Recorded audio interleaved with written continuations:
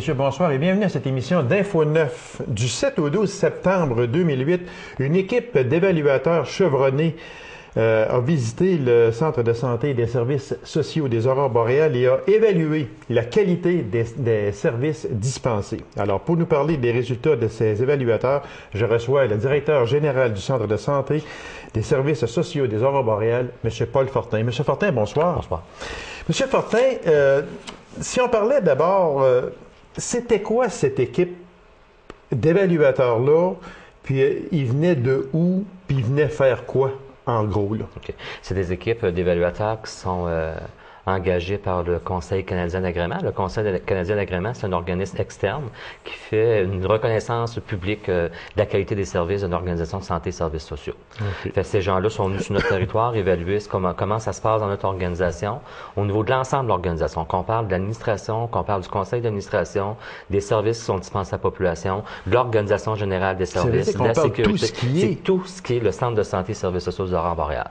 Fait que ces gens-là sont issus justement du Conseil canadien. Puis, disons-le, le Conseil canadien, c'est un organisme qui est reconnu internationalement au niveau de sa compétence dans l'évaluation de la qualité des services dispensés auprès des gens.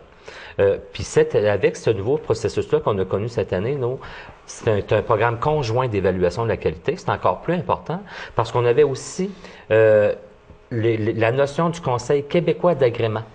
En tout cas, jumelé dans ce processus d'évaluation-là, ça veut dire le centre de santé.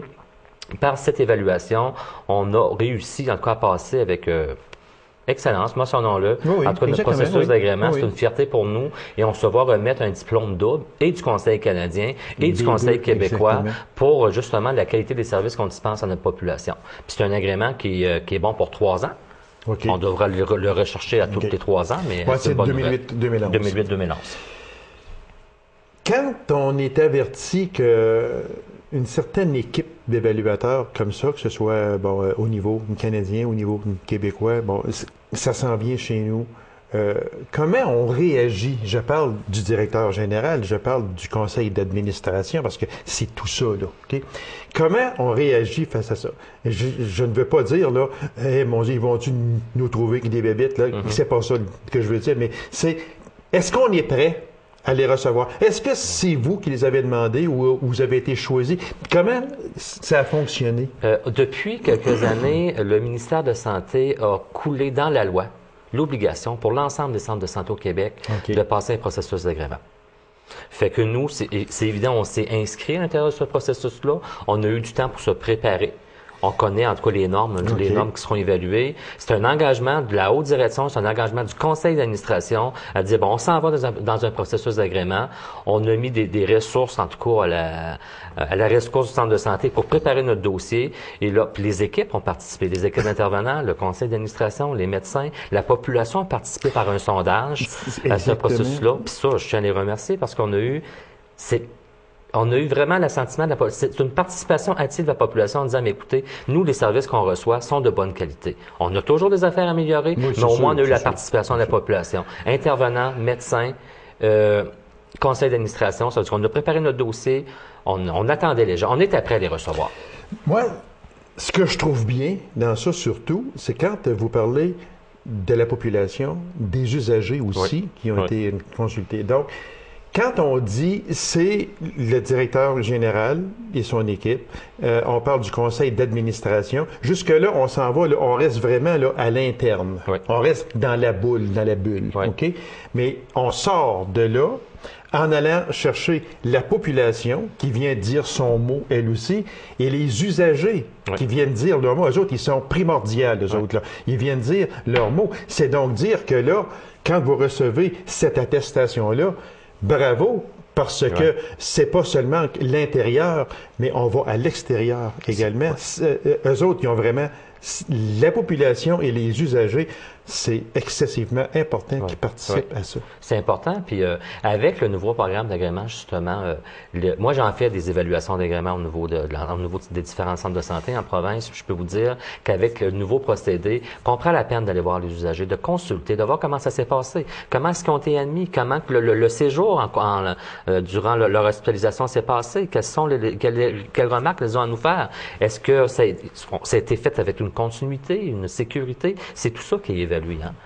C'est excessivement important. On dit que ce genre de demande amène des retombées très positives pour l'établissement et la population. C'est certain, lorsque l'on reçoit un pareil certificat, on est en soi de se dire, bien écoute, non, si, c'est quand même bien, si c'est là, c'est pour le CA en particulier, pour le DG en particulier aussi, c'est une gloire. C'est une gloire, mais aussi, moi, je vais vous dire, cette gloire-là, là, ça appartient aussi à tous les intervenants. Moi, je vais vous dire, on ne peut pas mettre de côté toutes les énergies et les efforts que ces gens-là mettent au quotidien pour dispenser des services de sécurité, de qualité et sécuritaire pour la population qu'on dessert.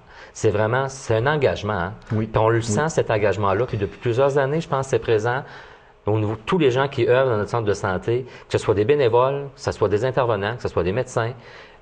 Il y a un engagement pris envers la population, puis on le sent. Puis c'est ce que les gens ont remarqué aussi lors de la visite. C'était souligné dans le rapport, justement, cet engagement-là profond des gens dans la mise en place d'un réseau de services de qualité puis intégré. Parce qu'on le sait que lorsqu'on s'en va pour être hospitalisé, c'est parce qu'on est malade. Oui. Ça, c'est après ma base, c'est ça.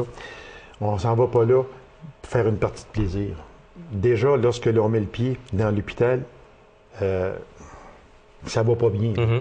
Alors, si le personnel est accueillant, si les infirmières qui nous reçoivent, peu importe, là, on parle du personnel en général, que ce soit celui qui lave les planchers ou celui qui opère, il fait partie de cette organisation-là. C'est sûr que, bon,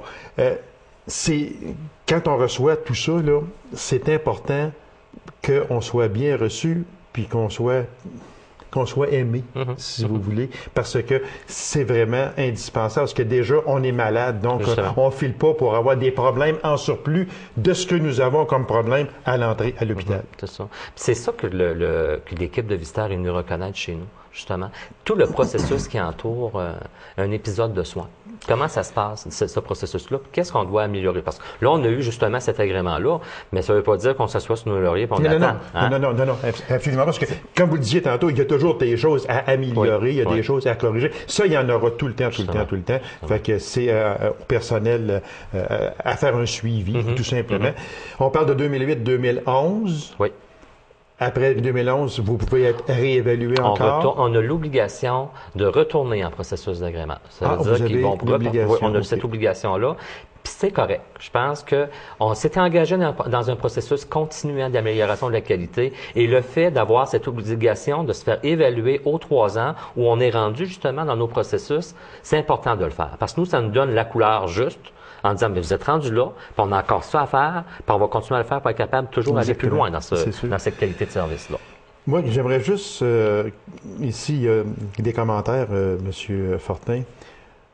Un dévouement hors du commun du personnel envers sa clientèle, l'enthousiasme de toute la population face au centre de santé, ce sont 2 extraits des commentaires généraux du rapport émis par Agrément Canada et le Conseil québécois d'agrément. Quand on se fait dire ça. Je pense qu'on a de quoi être fier. Bien, c'est sûr et certain. On a de quoi être fier, puis on a quoi, je pense, à se sentir, je pense, tout le monde partie prenante de cette réussite-là. Vous savez, aux Aurores boréales, on part de loin. Oui. On a mis, depuis les 10 dernières années, beaucoup d'efforts, beaucoup d'énergie pour intégrer des services, développer des continuums de services, impliquer la population, faire du recrutement de médecins. Et surtout, oui, je voulais en venir là, et surtout emmener des gens travailler chez nous, pour les maintenir chez nous, pour justement dire à notre population, bien écoutez, vous n'êtes pas moins important qu'ailleurs, vous êtes plus important qu'ailleurs aussi. On va tout faire pour vous servir sur notre territoire, mais avec des services de qualité et services sécuritaires. C'est ce qu'on fait au quotidien. Monsieur Fortin, comment le personnel a perçu tout ça? Est-ce que le personnel a bien collaboré, puis les usagers aussi? On en a parlé un peu. Moi, j'ai dit que ces personnes-là, c'était vraiment essentiel. Population, usagers et le personnel aussi. Parce que très souvent, on a ouï dire, est-ce que c'est faux, est-ce que c'est vrai? Ça n'a pas d'importance, mais c'est que souvent, on entend dire, le personnel, là, si tu penses qu'on va collaborer à faire ci, à faire ça. On a assez d'ouvrages de même. Le personnel a bien collaboré. Très belle collaboration. C'est ce que l'équipe de visiteurs nous a dit aussi. Ils ont remarqué cette transparence et cette volonté des gens de dire, mais écoutez, chez nous, c'est ce qu'on fait. C'est même qu'on le fait. Il n'y a pas eu de cachette pour rien. Là, ça a vraiment été, là, ça a bien coulé, puis les gens se sont bien impliqués. Énormément. Parce que c'est une fierté pour eux aussi. Hein. Ben c'est oui, eux exactement, qui dispensent ces ben services-là. Puis c'est prouvé, malgré le fait qu'on a différentes difficultés à traverser, les professionnels puis les gens qui œuvrent chez nous ont ce souci constant de la qualité des services. Oui. C'est ce qui nous permet probablement de passer à travers plusieurs crises avec justement cette fierté du travail accompli en disant, mais écoutez, notre population, on la dessert bien. Après ça, on verra autre chose. On a vanté en particulier le projet Joker en promotion et prévention. Ce projet-là, M. Fortin, a fait couler beaucoup d'encre et c'est toujours du côté positif. Oui. Pour que cette équipe-là, en particulier, est venue vanter aussi le projet Joker. C'est pour ceux qui travaillent sur ce projet-là depuis plusieurs années. Je pense entre autres à Lise Langlois et compagnie, là, et son équipe. Ouais. C'est important, ça aussi. C'est important pour l'organisation parce qu'une reconnaissance de toute pratique exemplaire, hein, c'est pan-canadien. C'est une reconnaissance qui pourra être exportée ailleurs aussi. C'est important pour l'équipe Joker, mais c'est aussi important pour l'ensemble du réseau parce que cette réussite-là, c'est la participation de tous les gens. Exactement. Hein? Vraiment de tous les gens, de tous les intervenants. Si on a réussi à mettre en place un programme comme ça sur le territoire, c'est parce que les gens ont cette tout sans dire, ben gars, moi je vais en faire un petit peu plus de mon côté parce qu'ils vont avoir la chance d'en faire de leur lard aussi. C'est ça. Ça va porter des fruits au niveau de la population. Il y a une autre chose ici que j'ai sorti des notes, c'est que l'une des phrases du rapport résume bien la personnalité du centre de santé et des services sociaux des aurores boréales. On la trouve à la fin des commentaires généraux quand c'est dit, en somme, malgré ou peut-être à cause de son éloignement géographique, le centre de santé des aurores boréales constitue un établissement plein de potentiel dont les ressources humaines et le cœur qu'elles mettent à offrir des services de qualité à la population sont de toute évidence sa plus grande force. Ouais. Ça, je pense que ça résume. C'est le plus beau cadeau qu'on peut pas avoir. Hein? C'est la plus belle reconnaissance que nos intervenants, que nos médecins, que les gestionnaires, que le conseil d'administration ne pouvaient pas recevoir. Bien, c'est sûr. Je pense qu'on travaille hein, depuis plusieurs années à le faire. Puis nous le faire dire comme ça, c'est flatteur. Puis c'est vraiment notre marque de commerce, je crois. Exactement. Et dans cette équipe-là, d'évaluateurs, M. Fortin, est-ce qu'il y avait des gens du coin ici? Mais non, c'était tous des gens c'est des gens de l'extérieur qui viennent. C'est rarement des gens... Là, j'en fais des processus d'évaluation. Tu vas rarement l'évaluer un centre de ton propre territoire ou de ta région. Tu es plus porté à aller à l'extérieur. Puis ton expertise aussi, tu l'amènes à l'extérieur aussi. Là, ça fait que c'est correct, je pense. Ben oui, même, c'est un œil entre les gens ne sont pas biaisés. C'est pas parce que tu connais le DG, c'est pas parce que, tu sais, les gens, on se connaît pas. Ils viennent faire l'évaluation. Donc, les autres, ils sont ici, ils connaissent personne, puis ils sont là, ils ont un travail à faire, puis il y a une évaluation à faire sur tout l'ensemble du CS, autrement dit. Puis on est à l'aise de s'asseoir, puis on l'a fait, puis on doit rien à personne. C'est ça que... Moi, je vais vous dire, puis je peux vous garantir que ce qu'on a comme résultat, qu'on ne nous a pas fait de cadeau. C'est une évaluation, c'est rigoureux comme évaluation. Il y a beaucoup d'éléments qui sont évalués. C'est une grosse semaine. Pour l'équipe, c'est une grosse semaine, c'est une grosse année de préparation pour le centre de santé, mais je pense qu'on a les résultats aujourd'hui. En terminant, M. Fortin, les prochaines étapes de l'agrément, parce que là, ça finit pas là, puis on se revoit en 2012, là, c'est pas ça, ou en 2011, c'est pas ça. Quelles sont les prochaines étapes? Bon, là, on a reçu notre rapport d'évaluation. On connaît nos zones d'excellence. On connaît nos zones où on doit porter où on a des améliorations à faire. Là, ce qu'on fait, on travaille beaucoup au niveau des améliorations. Puis on a commencé, on n'attendra pas 3 ans, là. Fait qu'on a déjà commencé, qu'on parle de la mise en place d'un code d'éthique, mise en place d'un programme encore plus structuré de prévention des infections, la prévention des chutes, le bilan comparatif du médicament. Lorsqu'un patient arrive chez nous avec des médicaments, il faut être en mesure de savoir qu'est-ce qu'il prenait à domicile avec la prescription de la pharmacie. S'il y a des changements en cours de route, il faut être capable de comparer à la sortie du patient. On va travailler de plus en plus à structurer et à consolider des modes de travail sécuritaires pour la clientèle. Qu'on soit en externe ou à l'interne, comme je vous disais, chute, médicaments, infection, au niveau de l'achat des équipements, mise en place d'un programme continu d'entretien des équipements, c'est tout ça qu'on travaille présentement. Alors, M. Fortin, merci beaucoup. Félicitations à vous. Félicitations à toute l'équipe du Centre de santé et des services sociaux des aurores boréales. Et félicitations et merci aussi à toutes les personnes qui, de près ou de loin, ont collaboré à cette évaluation. Et je vous en félicite également, M. Fortin. Merci. C'est moi qui vous remercie. Mesdames et messieurs, courte pause et on vous revient immédiatement. Restez avec nous. Plusieurs activités sont à venir en collaboration avec la Ville de La Sarre. Alors, pour nous en parler, je reçois de la Ville de La Sarre, Mme Isabelle Damour. Madame Damour, bonsoir. Bonsoir. Merci d'avoir accepté notre invitation. Il se passe beaucoup de choses à la Ville de La Sarre, que ce soit au point de vue sportif, culturel ou peu importe. Ça bouge énormément. Alors, on va faire une petite rétrospective de ce qui s'en vient aussi au cours des prochains mois jusqu'à l'été ou presque. Oui. Alors, on peut commencer avec le suivi de la politique familiale, la poursuite du travail du comité. Bon, cette politique-là, on en a parlé il y a 2 ans, je pense, ou à peu près. 2007. En 2007. Ah, je suis pas pire, hein, en 2007. Et puis, on l'avait mis en place. J'aimerais ça qu'on en parle. C'est rendu où? Puis, est-ce que ça fonctionne tout le temps aussi bien?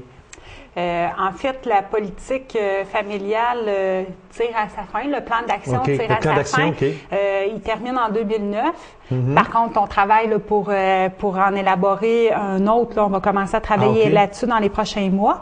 En fait, je vous dirais qu'on est pas mal fiers des actions qui ont été réalisées par rapport à cette politique-là. On respecte vraiment le travail qu'on devait faire et nos partenaires aussi.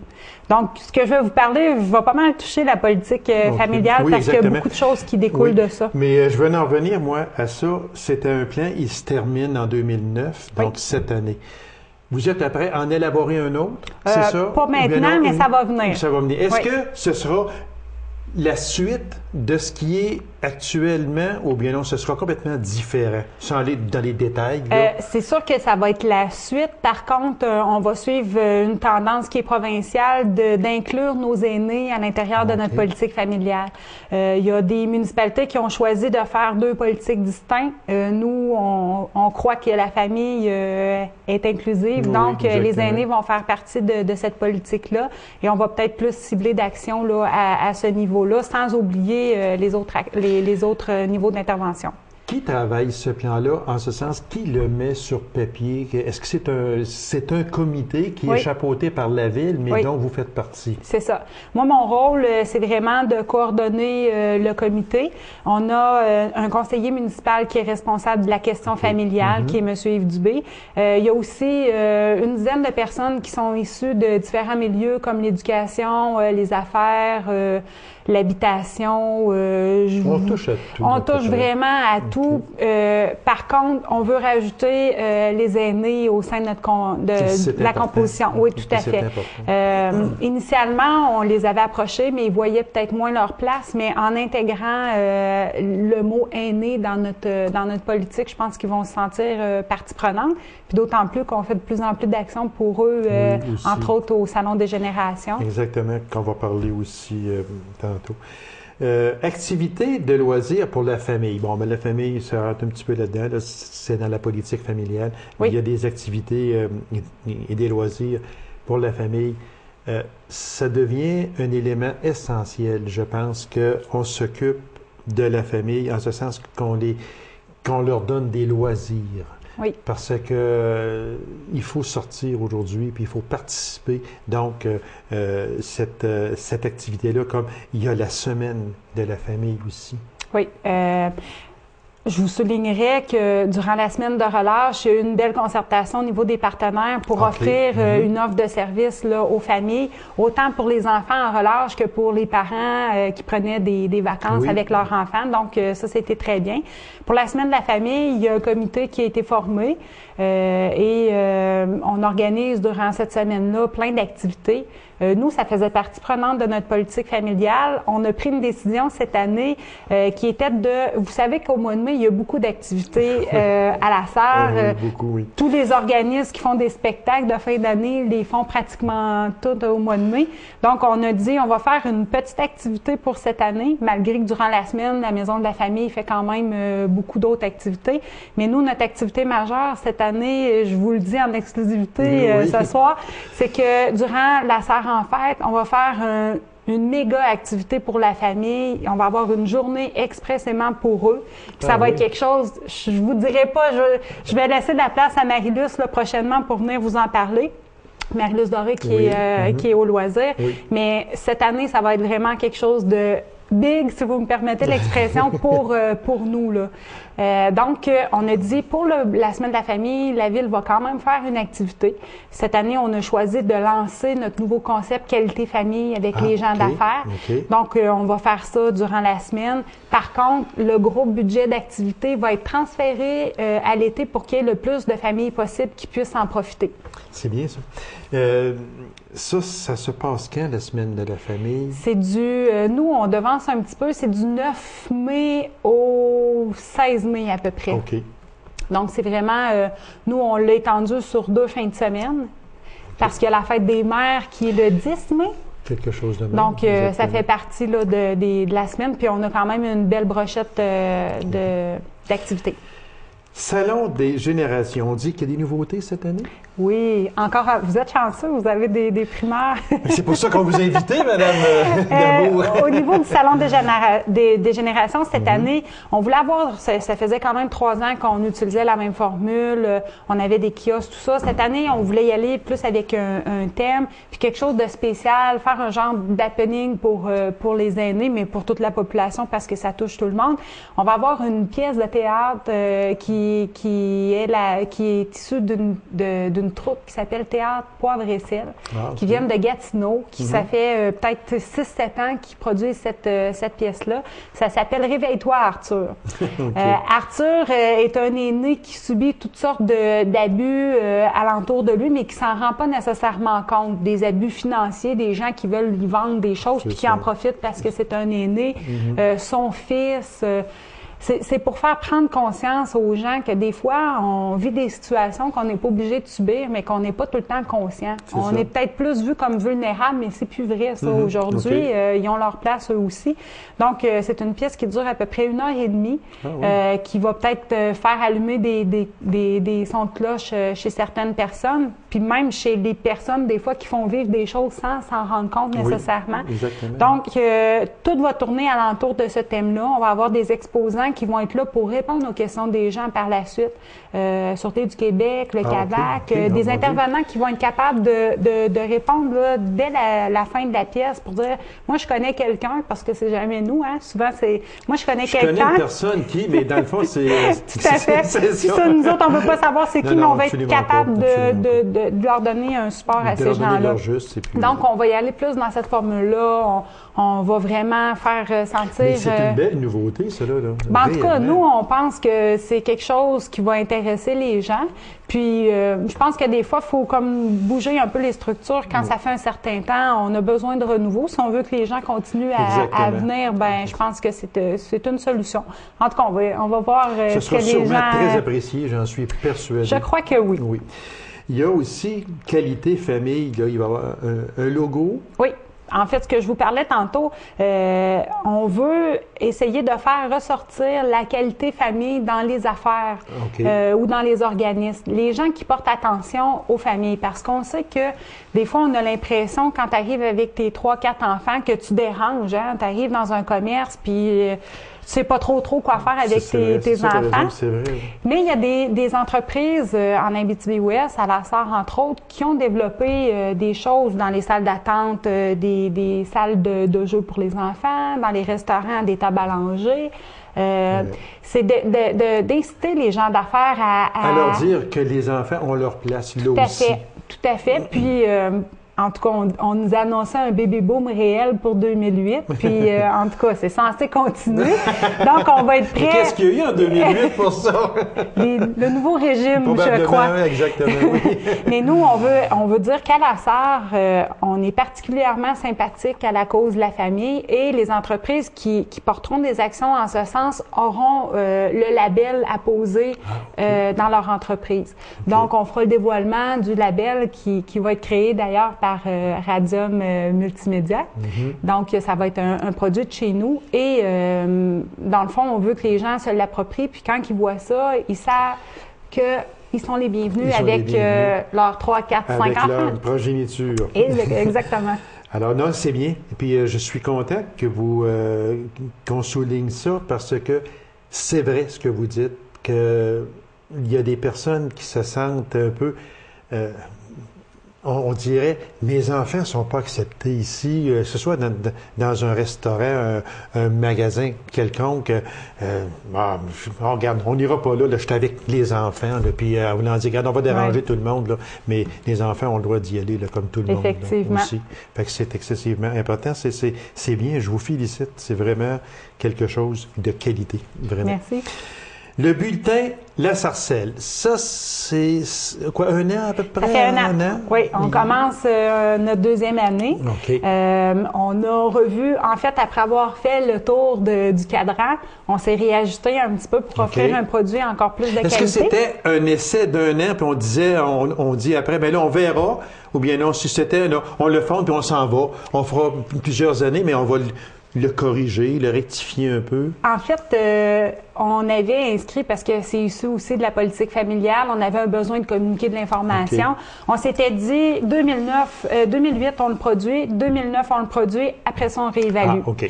Par contre, c'est moi qui est responsable de l'édition du bulletin La Sarcelle. Je me suis dit, après 1 an, je sais qu'il y a des lacunes. On va essayer de bonifier, entre autres dans les dates de tombée.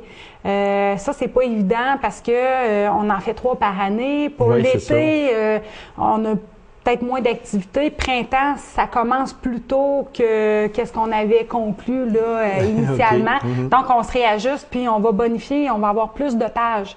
Il va y avoir plus d'exemplaires aussi. Il va être distribué dans tous les commerces qui n'étaient pas faits initialement. Donc, les gens qui sont non résidents de la SAR, mais qui viennent travailler à la SAR vont aussi avoir l'information. À ce moment-là. Tout à fait. Et tous les directeurs de services et de la ville et de la commission des loisirs ont été convoqués pour justement apporter un plus là, à ce bulletin-là. Donc, ça va devenir vraiment un moyen privilégié de communication. C'est ça. Puis, c'est un moyen aussi de faire connaître ce qui se passe à la SAR. Oui. Parce que je vais vous dire qu'il se passe quand même beaucoup de choses. Il se passe beaucoup de choses. Et souvent, on n'a pas l'impression que les gens sont conscients de tout ce qui se passe. Puis, c'est sûr qu'on est inondé d'informations. Moi, je tiens ici là, juste à faire une parenthèse, Mme Damour, là, que ce soit à la ville, que ce soit n'importe quelle organisation.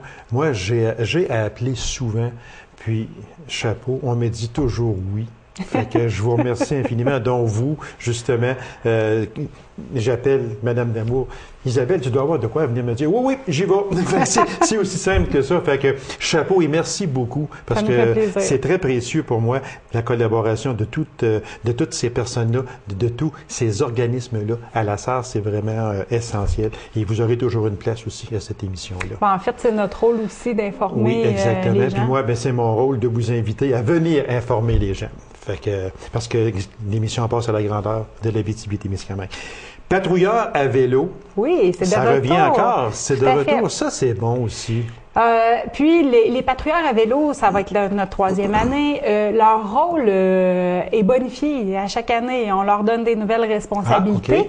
L'année passée, on leur a fait faire des ateliers de sécurité à vélo avec les jeunes.